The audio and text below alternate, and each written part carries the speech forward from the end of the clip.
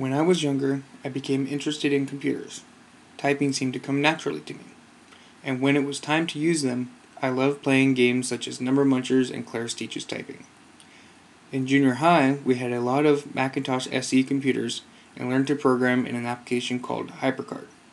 HyperCard was a little programming environment that Apple had come up with in the late 80s, which some would say is a precursor to hypermedia, interlinking documents like the World Wide Web.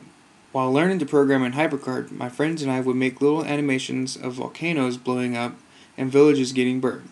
They were simple programs, but also entertaining for our classmates. Around the 10th grade, I got into programming in a programming environment called Real Basic.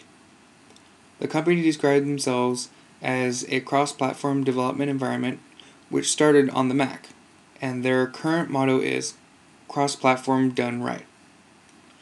But I also continued to use HyperCard, as it was what I knew best, and made a maze game with the help of a friend, and as an idea I've gone back to several times since then. Later on, after getting frustrated with the limitations of HyperCard, as it was no longer updated by Apple, I moved to Real Basic full-time.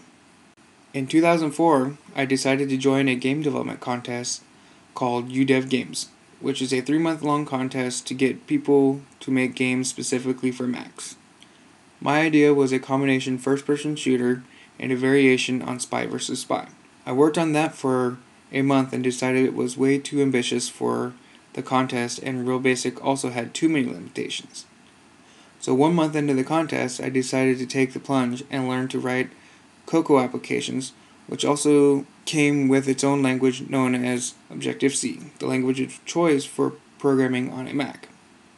I learned the Cocoa API pretty quickly and created a game called Goku Band, which is a combination of the Dragon Ball Z character named Goku and an old game called Sokoban. I ultimately finished the project, but many of the people in the contest said I did pretty good for just learning a new programming language and API.